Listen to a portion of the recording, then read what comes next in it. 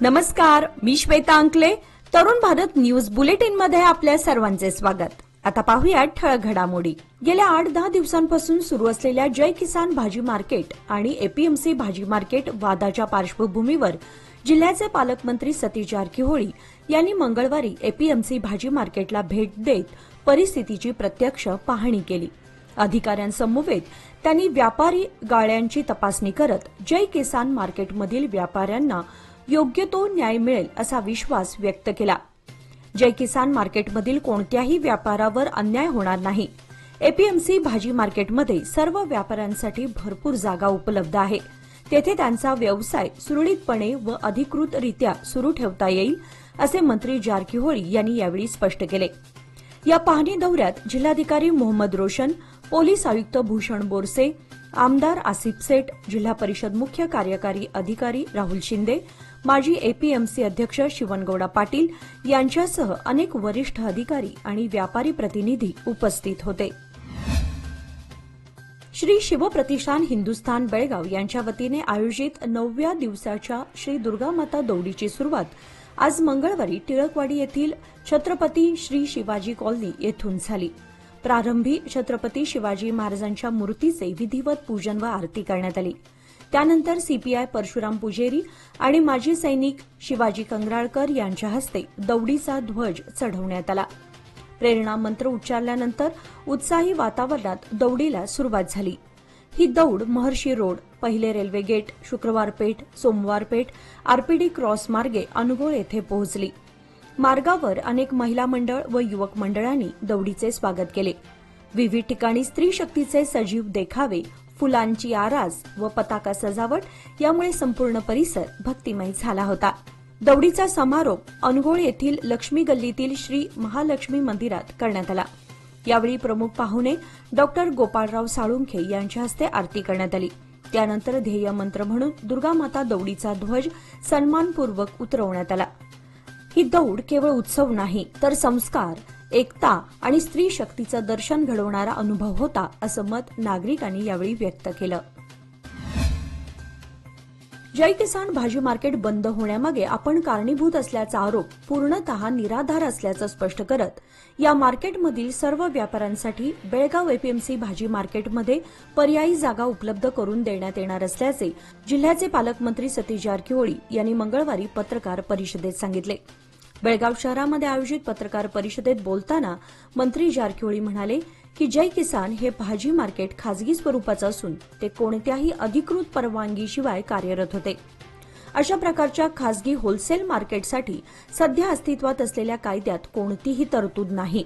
त्यामुळे संबंधित आदेश हे केवळ कायदेशीर तरतुदींनुसारच देण्यात आले आहेत. त्यांनी पुढे सांगितले की व्यापाऱ्यांवर कोणत्याही प्रकारचा अन्याय होणार नाही. जय किसान मार्केटमधील सर्व व्यापाऱ्यांसाठी एपीएमसी भाजी मार्केटमध्ये भरपूर जागा उपलब्ध आहे.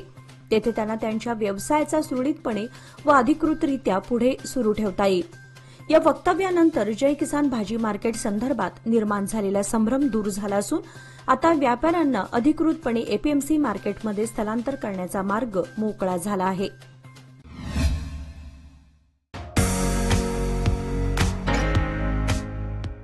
KLS IMER Autonomous Belgavi, 35 years of excellence in management education, NAC with A grade. Admissions open for 2-year MBA program. PGCET code B208. Top placements Federal Bank with CTC ranging from rupees 12.32 lakhs to rupees 16.42 lakhs per annum. Meritorious scholarship rupees 50,000 for PGCET toppers.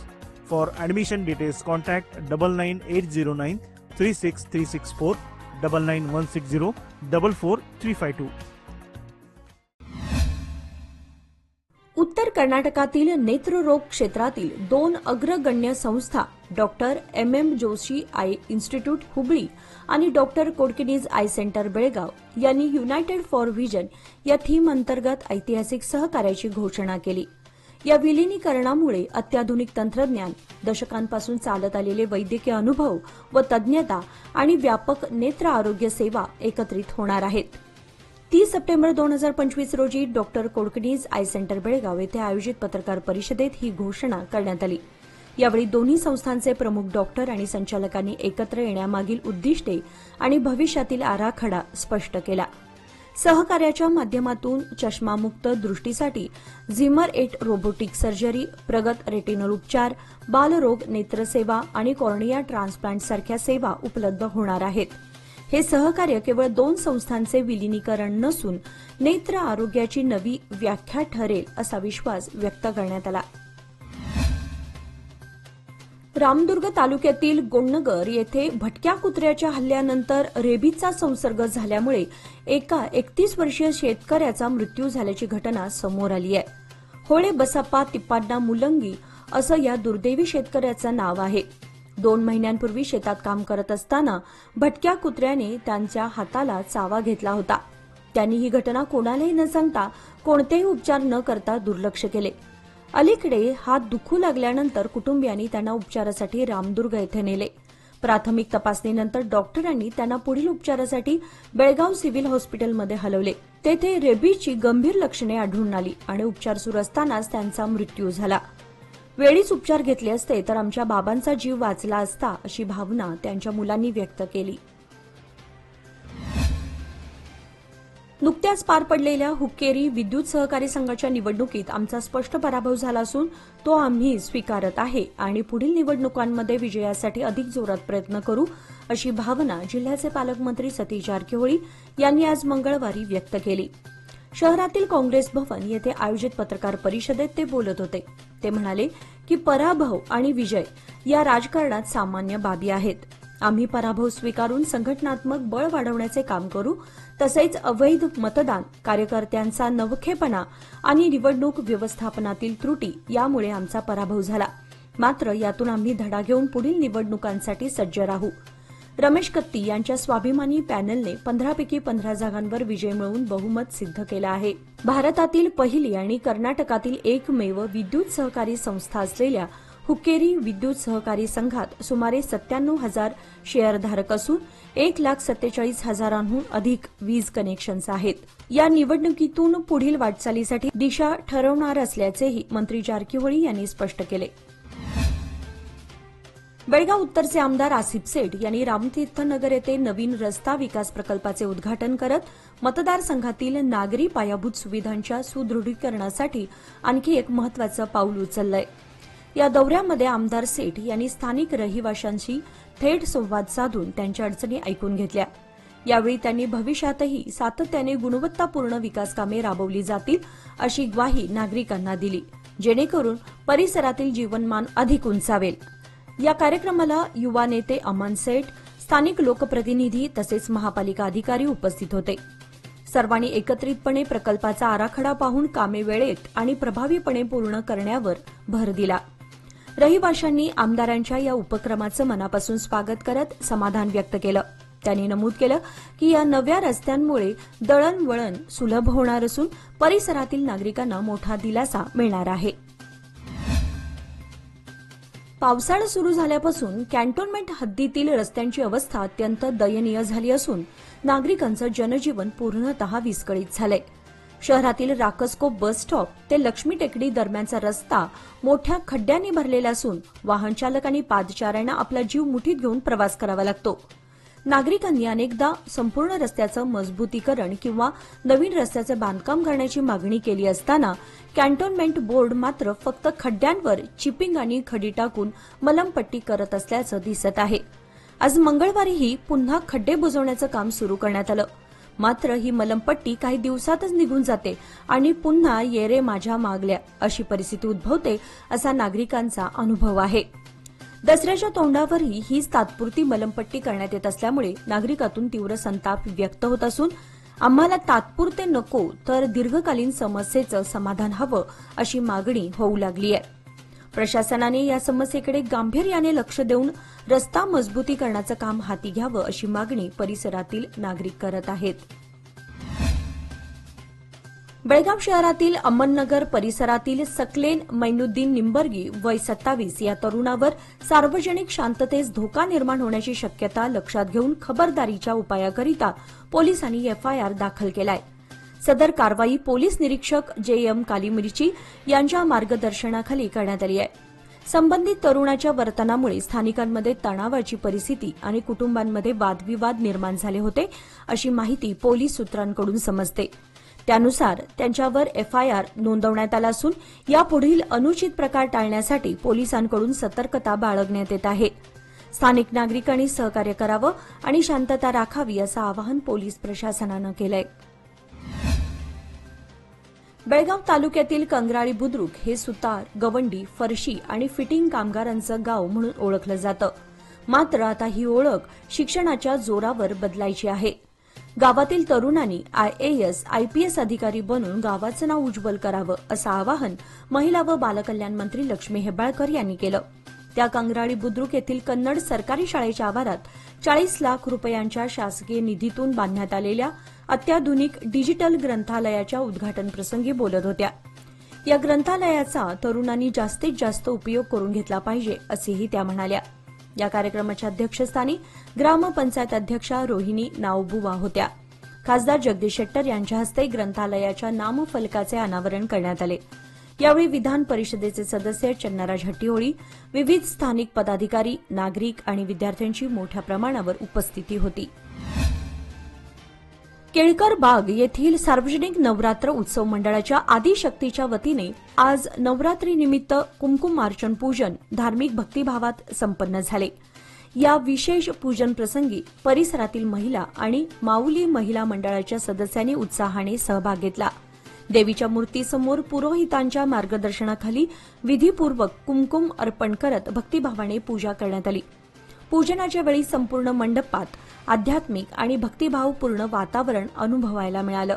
या पूजनादरम्यान महिलांनी देवीच्या चरणी समृद्धी, शांतता आणि उत्तम आरोग्याची प्रार्थना केली. मंडळाच्या वतीने दरवर्षी नवरात्रीत विविध सांस्कृतिक व धार्मिक कार्यक्रमांचं आयोजन करण्यात येतं. यंदाही अशाच भक्तिमय उपक्रमांद्वारे समाजात एकात्मतेचा संदेश दिला जात आहे. मंडळाच्या वतीने अशा सांस्कृतिक आणि धार्मिक उपक्रमांचं आयोजन नवरात्रोत्सवादरम्यान सातत्याने करण्यात येत असून यामध्ये नागरिकांनी मोठ्या संख्येनं सहभागी व्हावं असं आवाहन मंडळानं केलंय. बेळगाव जिल्ह्यातील बँकांकडे आलेल्या कर्ज अर्जांचा नियमाप्रमाणे व तातडीने निपटारा करावा असे स्पष्ट निर्देश खासदार जगदीश शेट्टर यांनी दिले आहेत. जिल्हा पंचायत सभागृहात आयोजित लीड बँक विकास आढावा बैठकीत ते बोलत होते. केंद्र आणि राज्य सरकारच्या विविध योजनांतील कर्ज अर्ज मंजुरी प्रक्रियेत अनावश्यक विलंब टाळावा व लाभार्थ्यांना तात्काळ लाभ मिळवून द्यावा असे त्यांनी सांगितले. प्रधानमंत्री जीवन ज्योती विमा योजना, प्रधानमंत्री सुरक्षा विमा योजना, अटल पेन्शन योजना यासारख्या योजनांचा प्रचार अधिक प्रभावीपणे करण्याचे निर्देश त्यांनी दिले. तसेच शेतकऱ्यांना प्रधानमंत्री पीक विमा योजनेमध्ये समाविष्ट करून नैसर्गिक आपत्तींमुळे होणाऱ्या नुकसानीपासून संरक्षण मिळावं असंही त्यांनी बैठकीत नमूद केलं.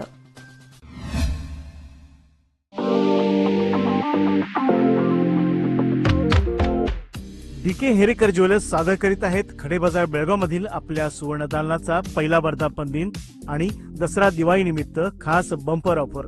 दिनांक 22 सप्टेंबर ते 15 नोव्हेंबर पर्यंत.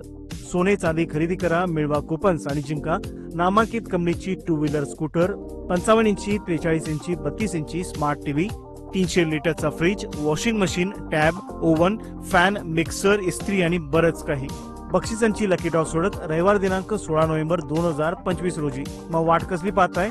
आजच भेट द्या DK हेरेकर ज्वेलर्स, श्री विठ्ठल भवन, संयुक्त महाराष्ट्र चौकाजवळ, खडे बाजार बेळगाव. तसेच तेलीपटी गल्ली, शहापूर बेळगाव येथील आमच्या सुवर्ण दालनाला. नियम व अटी लागू. 3 दशके विश्वासाची, 30 वर्षे लोकमान्याची. सादर आहे लोकमान्य आनंदोत्सव निवेश योजना. 30 महिन्यांच्या ठेवीवर 10.50% व्याज. ज्येष्ठ नागरिकांसाठी 0.5% अधिक माहितीसाठी आमच्या नजीकच्या शाखेला भेट द्या किंवा कॉल करा 180021245050. लोकमान्य, प्रत्येक पावलावर तुमच्या सोबत. फक्त सभासदांकरिता. नियम व अटी लागू. दसऱ्याच्या पार्श्वभूमीवर बेळगाव तालुक्यातील सुळगा गावामध्ये सीमेदेव युवक मंडळ आणि दानशूर सुनील आवडन यांच्या संयुक्त प्रयत्नातून मंदिर विकासासाठी 5 लाख रुपयांहून अधिक देणगी जाहीर करण्यात आली आहे. गावातील 19 मंदिरांचे सुशोभीकरण आणि दुरुस्ती व्हावी या हेतूने ही रक्कम देवस्थान समितीकडे सुपूर्द करण्यात आली. गावातील सीमादेव, दुर्गादेवी, ब्रह्मलिंग, कलमेश्वर, विठ्ठल, शंकर, गणेश, रेणुका, बनेश्वर, हनुमान, मरगाई, ज्योतिर्लिंग आणि इतर मंदिरांसाठी स्वतंत्र निधी वितरित करण्यात आला. याशिवाय शिवाजी महाराज, संभाजी महाराज आणि डॉ. बाबासाहेब आंबेडकर यांच्या पुतळ्यांसाठीही प्रत्येकी 10,000 रुपयांची मदत देण्यात आली. या स्तुत्य उपक्रमामुळे गावात कौतुकाचं आणि प्रेरणादायक वातावरण निर्माण झालंय. गावकऱ्यांनी समाजसेवेसाठी सुनील आवडण यांचा सत्कार करून त्यांचा सन्मान केला. अशा समाजोन्नतीच्या कार्यातून इतरांनीही प्रेरणा घ्यावी अशी भावना गावकऱ्यांनी व्यक्त केली. विजयादशमी आणि दसऱ्याच्या सणाच्या पार्श्वभूमीवर बेळगाव शहरात आजपासून ऊस विक्रीला जोरदार सुरुवात झाली आहे. परंपरेनुसार दसऱ्याच्या दिवशी आपतेष्टांना शमी व आपट्याची पाने दिली जातात. तसेच खंडेनवमीच्या पूजनात ऊसाला विशेष महत्त्व असल्यानं बाजारपेठेत ऊस खरेदीसाठी नागरिकांची गर्दी वाढली आहे. काकतीवेस, धर्मवीर, संभाजी चौक, नरगुंदकर भावे चौक, टिळक चौक अशा प्रमुख भागांमध्ये ऊस विक्रेते दाखल झाले आहेत. ऊसाचे दर सध्या प्रत्येकी 7 ते 12 रुपये इतके असून स्थानिक गरजेनुसार विक्री सुरू आहे. यासोबतच दसऱ्यानिमित्त फुलांची मागणीही मोठ्या प्रमाणात वाढली असून विशेषतः झेंडू, गुलाब आणि कमळ यांना बाजारात सर्वाधिक मागणी आहे. फुल विक्रेते शहरातील विविध ठिकाणी स्टॉल्स लावून ग्राहकांना सेवा देत आहेत. सणासुदीचं वातावरण असल्यानं संपूर्ण बाजारपेठ चैतन्यमय आणि उत्साहपूर्ण दिसून येत आहे. विक्रेते आणि ग्राहक यांच्यात खरेदी विक्रीचा उत्साह स्पष्टपणे जाणवतो आहे. लोकसभा निवडणूक 2024च्या पार्श्वभूमीवर बेळगावात महाराष्ट्र एकीकरण समितीचे लोकसभा उमेदवार महादेव पाटील यांनी धर्मवीर संभाजी महाराज चौकातून मिरवणूक काढत उमेदवारी अर्ज दाखल केला होता. मात्र या मिरवणुकीदरम्यान विनापरवाना गर्दी जमवणे आणि बैलगाडीतून फेरी काढणे यासारख्या नियमभंग झाल्याच्या आरोपाखाली त्यांच्यासह अन्य समिती नेत्यांविरोधात गुन्हा दाखल करण्यात आला होता. कॅम्प पोलीस स्थानकात दाखल करण्यात आलेल्या फिर्यादीत लोकप्रतिनिधी कायदा कलम 125 व 127 तसेच भारतीय दंड संहिता कलम 505 आणि 2 नुसार महादेव पाटील, शुभम शेळके, मनोहर किणेकर, प्रकाश मरगाळे, रेणू किल्लेकर आणि सरिता पाटील यांच्यावर गुन्हा दाखल करण्यात आला होता. काल सोमवार दिनांक 29 सप्टेंबर रोजी या प्रकरणाची सुनावणी 5व्या अतिरिक्त दिवाणी न्यायालयात पार पडली. सुनावणी दरम्यान न्यायालयाने वरील सर्व आरोपींना 20,000 रुपयांच्या जात मुचलक्यावर, तितक्याच रकमेच्या जामिनावर तसेच पुन्हा असा प्रकार घडणार नाही या अटींवर जामीन मंजूर केला. या खटल्यामध्ये समितीच्या वतीने वकील महेश बिरजे, बाळासाहेब कागणकर, रिचमंड रिकी आणि वैभव कुटरे यांनी काम पाहिले. यावेळी मालोजी अष्टेकर, धनंजय पाटील, मनोहर हुंद्रे, प्रकाश गडकरी आदी समर्थक न्यायालयात उपस्थित होते. बेळगाव शहरातील सरस्वती नगर येथे अंगणवाडी केंद्र क्रमांक 200 मध्ये राष्ट्रीय पोषण अभियानांतर्गत जनजागृती कार्यक्रम पार पडला. या अभियानात पौष्टिक आहाराचं महत्त्व, गर्भवती महिलांची व बालकांची वैयक्तिक स्वच्छता याबाबत सविस्तर माहिती देण्यात आली. कार्यक्रमाला अंगणवाडी निरीक्षक प्रमिला हंजनाळ, आरोग्य खात्याच्या जे.पी. खिमजी, अंगणवाडी कार्यकर्त्या जयलक्ष्मी लंगोटी, मंदा नेवगी, अनिता पाटील, कृष्णावती तोपिनकट्टी, श्यामला तळवार, अनिता दंडगलकर यांची उपस्थिती होती. तसेच गर्भवती महिला, बाळंतिनी, आशा कार्यकर्त्या आणि अंगणवाडी संयोजिका यांचा उत्स्फूर्त सहभाग लाभला. कार्यक्रमाच्या माध्यमातून महिलांमध्ये पोषणाबाबत जागरूकता निर्माण करण्यात आली. निपाणी येथील माने प्लॉटमधील कामगार निरीक्षक कार्यालय लाचखोरीच्या प्रकरणाने चर्चेत आले आहे. सोमवारी सायंकाळी बेळगाव येथील लोकायुक्त पथकाने सदर कार्यालयावर छापा टाकला. यात कार्यालयातील कामगार निरीक्षक नागेश कळसन्नावर याला 10,000 रुपयांची लाच घेताना रंगेहात पकडले. लोकायुक्तांनी कळसन्नावर याला अटक करून त्याची हिंडलगा कारागृहात रवानगी केली. या प्रकरणाने निपाणी शहरातील शासकीय कार्यालयांमधील वाढती एजंटगिरी चर्चेचा विषय ठरलाय. रायबागचे नूतन तहसीलदार म्हणून महादेव सनमुरे नुकतेच सेवेत हजर झाले असून यापूर्वीचे असणारे तहसीलदार सुरेश मुंजे यांची बदली झाली आहे. त्यांच्या जागी सनमुरे यांच्या नियुक्तीचा आदेश सरकारच्या वतीने आला आहे. नूतन तहसीलदार महादेव सनमुरे हे मूळचे अथणी तालुक्यातील दरूर येथील असून 2011 मध्ये केएएस झाले असून यापूर्वी त्यांनी आलमेल, मुडलगी, मुधोळ येथे सेवा बजावली आहे. त्यांच्याशी संवाद साधण्यात आला असता त्यांनी सांगितले की सरकारच्या योजना सर्व लोकांना मिळाव्यात यासाठी विशेष लक्ष दिलं जाईल असेही ते म्हणाले. गेल्या 4 दिवसांपासून झालेल्या पावसाने चिकोडी तालुक्यातील मलिकवाड, नागराळ, सदलगाव, वडगोल, नणदी, हिरेकोडी आदी परिसरातील तोडणीस आलेले उभे ऊसाचे पीक भुईसपाट झाले. शिवाय या पावसामुळे छोट्या मोठ्या पिकांचीही हानी झाली असल्यानं शेतकरी चिंतातूर झाले आहेत. तोडणीसाठी सज्ज असलेला उंच ऊस सलग 2 दिवस पडलेल्या अतिपावसामुळे उन्मळून पडला. भुईसपाट झालेल्या या ऊसाला उंदरे कुरतडण्याची व त्यामुळे ऊसाचे नुकसान होण्याची भीती शेतकऱ्यातून व्यक्त होत आहे. त्याचबरोबर अनेक शेतातील सऱ्यांमध्ये पावसाचं पाणी साचून राहिल्यानं ही पिकेही नाश पावत आहेत. समाज माध्यमांवरील आक्षेपार्ह मजकूर हटवण्याचा अधिकार अधिकाऱ्यांना देण्याच्या कर्नाटक सरकारच्या निर्णयाविरोधात एक्स न्यायालयात दाद मागणार असल्याचं कंपनीनं स्पष्ट केलंय. या संदर्भातील याचिका कर्नाटक उच्च न्यायालयाने नुकतीच फेटाळून लावली आहे. कंपनीने त्यांच्या अधिकृत हँडलवरून या संदर्भात प्रतिक्रिया देताना म्हटलंय की राज्य सरकारने सहयोग नावाच्या पोर्टलमार्फत पोलीस अधिकाऱ्यांना मजकूर हटवण्याचा अधिकार दिला आहे. मात्र या निर्णयामुळे अधिकारी मनमानी पद्धतीने आदेश देत असून त्यामुळे नागरिकांच्या अभिव्यक्ती स्वातंत्र्याच्या घटनात्मक अधिकारांचं उल्लंघन होत आहे. एक्सने स्पष्ट केलंय की समाज माध्यमांवर आक्षेपार्ह मजकूर पोस्ट करण्यात आल्यास आम्ही तो हटवण्याची कारवाई करू. मात्र त्यासाठी पारदर्शक आणि न्याय्य प्रक्रिया आवश्यक आहे. सुसंस्कृत आणि ऐतिहासिक म्हणून ओळखल्या जाणाऱ्या बेळगाव शहर हे कर्नाटक महाराष्ट्र सीमारेषेवर वसलेलं शैक्षणिक, व्यापारी व सांस्कृतिकदृष्ट्या महत्वाचं केंद्र आहे. शाळा, महाविद्यालय, छोटे मोठे उद्योग, व्यापारी आस्थापने यामुळे हे शहर सदैव गजबजलेलं असतं. परंतु गेल्या काही वर्षात या शहरातील युवक तसेच छोटे मोठे व्यावसायिक, कामगार, अगदी काही गृहिणी देखील ऑनलाईन गेमिंगच्या आहारी गेल्या आहेत. गेम खेळणं ही गोष्ट मुलांपुरतीच राहिली नाही, ती आता तरुणाईच्या रोजच्या जीवनशैलीत खोलवर रुतून बसली आहे. काही जण वेळ घालवण्यासाठी तर काही जण झटपट पैसे मिळवण्याची स्वप्ने पूर्ण करण्यासाठी ऑनलाईन गेमिंगच्या आहारी जात आहेत. ऑनलाईन गेमिंगचे ॲप्स आणि प्लॅटफॉर्म्स झपाट्याने लोकप्रिय होऊ लागलेत. सुरुवातीला हे फक्त मनोरंजनासाठी वापरलं जात होतं, परंतु जसजसं paid games, fantasy sports, online card games, सट्टेबाजी प्लॅटफॉर्म्स यांचा प्रसार झाला तसतसं त्याचे गंभीर दुष्परिणाम समाजावर दिसू लागले. यामुळे पैसे गमावल्याने अनेक जण कर्जबाजारी होत असून व्यसनाधीनतेच्या मार्गाला लागले आहेत. यातूनच आत्महत्या करण्याचं प्रमाणही वाढत आहे. केंद्र सरकारने पादचाऱ्यांच्या सुरक्षेसाठी मोठा निर्णय घेतलाय. रस्ते वाहतूक आणि महामार्ग मंत्रालयाने इलेक्ट्रिक वाहनांमध्ये AVAS सिस्टीम अनिवार्य करण्याचा प्रस्ताव मांडलाय. 1 ऑक्टोबर 2026 पासून सर्व नवीन प्रवासी व मालवाहू इलेक्ट्रिक वाहनांमध्ये ही प्रणाली बसवावी लागणार आहे. सध्या उत्पादनात असलेल्या मॉडेल्सना 1 ऑक्टोबर 2027 पर्यंत AVAS बसवणं बंधनकारक असेल. इलेक्ट्रिक वाहने चालवताना आवाज येत नसल्यामुळे अपघाताचा धोका संभवतो, हे लक्षात घेऊन हा निर्णय घेण्यात आलाय. AVAS सिस्टीममुळे वाहनाचा ध्वनी इतरांना ऐकू येईल, ज्यामुळे नागरिक अधिक सतर्क राहतील. या निर्णयामुळे वाहन उत्पादकांना बदल स्वीकारावे लागतील. तरीही हा निर्णय एक सुरक्षित, शाश्वत आणि पादचारी केंद्रित वाहतूक प्रणाली घडवण्याच्या दिशेने महत्वाचं पाऊल आहे. याचबरोबर आजचे बातमीपत्र इथे संपले. अधिक माहिती आणि ताज्या घडामोडींसाठी पाहत रहा तरुण भारत न्यूज चॅनल.